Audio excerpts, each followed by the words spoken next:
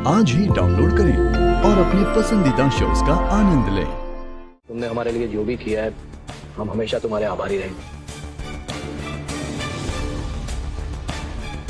अभी जिस किसी ने भी हमारे घर की बहू की तरफ नजर उठाने की कोशिश की है, मैं तुझसे वादा करता हूं मैं उसे छोड़ूंगा नहीं। हाँ दादा, हम दिव्या जी के गुनहगारों को ढूंढ के रहेंगे। माधव थैंक यू यार, पता नहीं तू नहीं होता तो क्या होता है। हाँ माधव, हम तुम्हें जितना थैंक्स बोले उतना कम है। देव सर, अभी सर आप लोग मुझे बार बार थैंक यू बोलकर शर्मिंदा मत करिए। वो तो मुझे पता भी नहीं था कि दिव्या जी अभी सर की वाइफ है। वो तो बस उन गुंडों को मैंने अभी सर को पीटते हुए देखा और फिर इन्हें उनके साथ, तो बस इन्हें बचाने के लिए दौड़ पड़ा। माधव, उस वक्त तुम फरिश्ता बनकर वहां आए थे। प्रभात सर, चंद्रिका मैम ने मुझे तब मौका दिया जब मेरे पास कुछ नहीं था। इस घर का नमक खाया मैंने। इस घर के लिए, इस परिवार के लिए कुछ भी कर सकता हूं मैं। हुकुम। अभी बाबा और दिव्या मैडम क्या?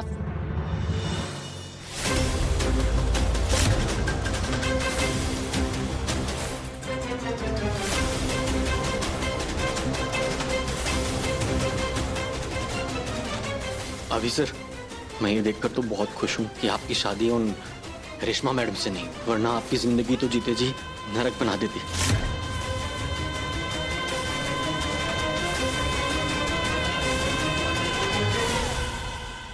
माधव, सबसे पहले तुम्हारा तहे दिल से शुक्रिया। तुमने इस घर की लक्ष्मी, हमारी बेटी दिव्या की रक्षा की। चौहान परिवार तुम्हारा ऋणी हुआ। तुम जो चाहोगे, जो मांगोगे, हम तुम्हें देंगे। लेकिन इसका मतलब ये नहीं कि चौहान परिवार ये भूल जाएगा कि तुमने वसुधा के साथ क्या किया, वो भी उसकी शादी के एक दिन पहले। मैम, मैं हमारी बात अभी खत्म नहीं हुई।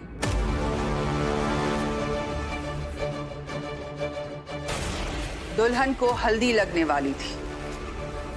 वो और उसके बाबू उसके सुनहरे भविष्य के सपने देख रहे थे, और तुमने एक ही पल में उन सपनों को तोड़ दिया, वो भी इतनी बेरहमी से। तुम्हारे दिल ने एक बार भी तुम्हें नहीं रोका, तुम्हारी आत्मा ने एक बार भी तुमसे सवाल नहीं किया। तुमने गलती नहीं, पाप किया है, और इस पाप की हमारे पास तुम्हारे लिए कोई माफी नहीं है। तुम तो चले गए ये कहकर कि वसुधा तुम्हारे लायक नहीं है। तुम्हें अंदाजा भी है तुम्हारे एक फैसले से एक बेबस बाप की जान जाने वाली थी।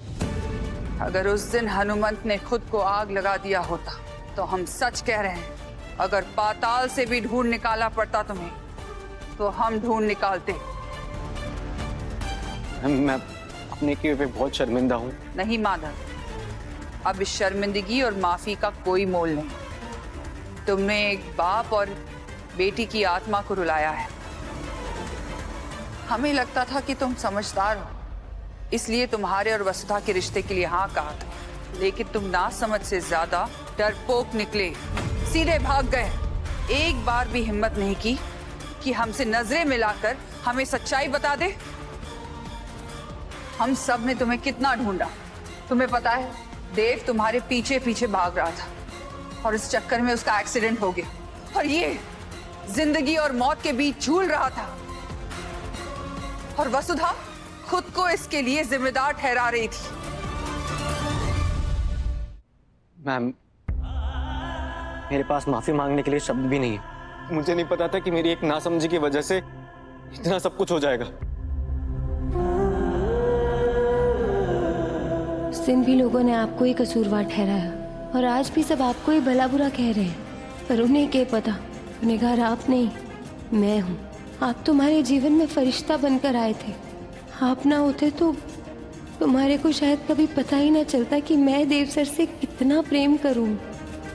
आप बुरे ना बनते, मैं आज अपने सासरे में अपने धनी के साथ न रह रही होती।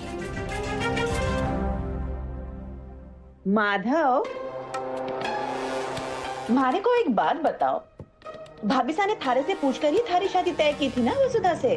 तो फिर ऐसे ऐन वक्त पर दुम दबाकर कैसे भागे, और ऐसे भागे कि कोई आता पता भी ना लगा? कहीं दिव्या ने किडनैप करके बचाना थारी प्लानिंग तो ना थी, ताकि वापस तुम इस घर में घुस सको?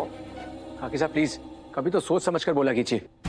माना कि माधव से गलती हुई है काकी साहब, लेकिन फिर भी वो आपकी सोच जितना नहीं गिरेगा। अविनाश जी,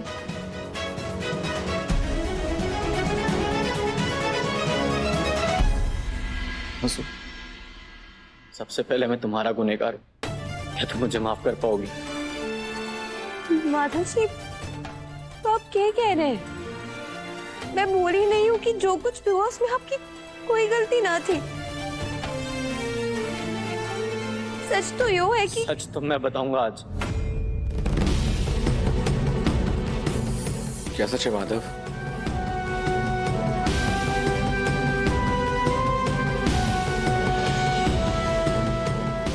बाबू साहब, मैंने आपको बहुत दुख पहुंचाया है। माफी तो शब्द ही बहुत छोटा है। आपने मुझे बाबू साहब कहने का हक दिया और मैं उस हक का मान नहीं रख पाया। मुझे माफ कर दीजिए बाबू साहब। माफ कर दूं? क्यों क्यों माफ कर दूं?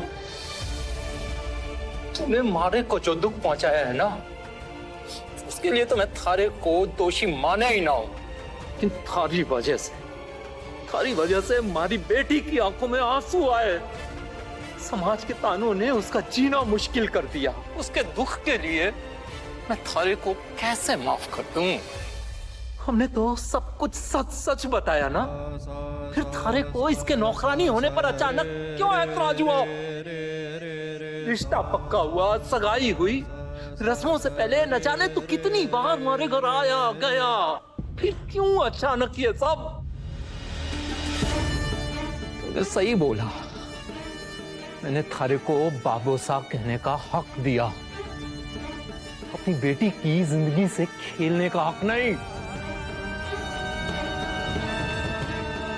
थारे को एक बाप की हाय मिलेगी, माफी नहीं। बाबू साहब, मैंने उस दिन जो कारण बताया था वो असल में झूठ था।